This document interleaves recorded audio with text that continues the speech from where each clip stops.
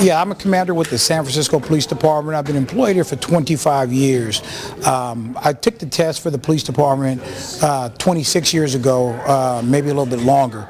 And one night, prior to getting in the police department, I was going through the testing process.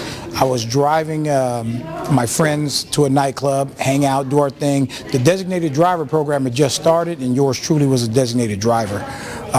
Went to the club, had a great time. Club closed down at a little after 1:30, stopped serving drinks and shut completely down at 2 a.m.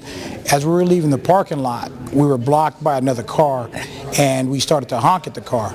As we honked at the car, the guy blasted his radio, was playing some explicit lyrics, and we kept honking. He finally pulled out of the parking lot after a San Jose officer got behind us and lit our car up with the red and blue lights.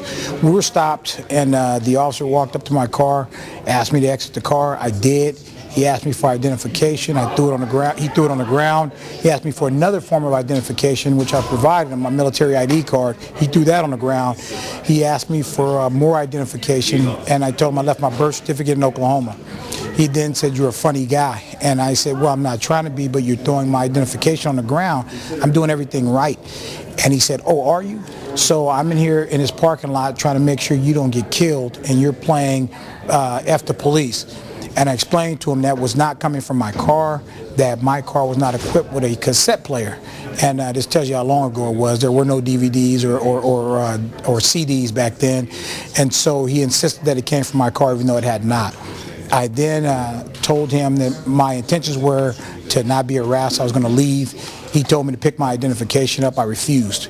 He said, "If you leave, you're going to be pulled over and cited." I got in my car anyway. His partner walked up and handed me my identification. I got back out of the car, and I said, "Listen, man, for the last time, that didn't come out of my car. I just took the test to get into the Highway Patrol and the San Francisco Police Department, and this is the part that stuck with me for well over a decade. And you know, even now, I still think about it. 3 times he told me, 'You will never make it.' 3 times. And the last time he pointed, almost hit me in my chest with his finger.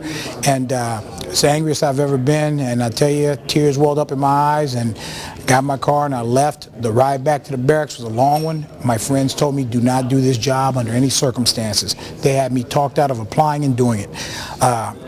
I got back to the barracks. It was about 3:30 in the morning, and I'm standing on a payphone talking to my mother and telling her that you were right, I'm not doing this job. She then quickly corrected me and said she didn't want me to be a police officer because of the dangers associated with it, but if I withdrew my application, she would fly to California and beat the living daylights out of me for letting someone else dictate the outcome of my future. And that's why I continued on that path and got into the police department, and 25 years later I'm a commander of police in San Francisco.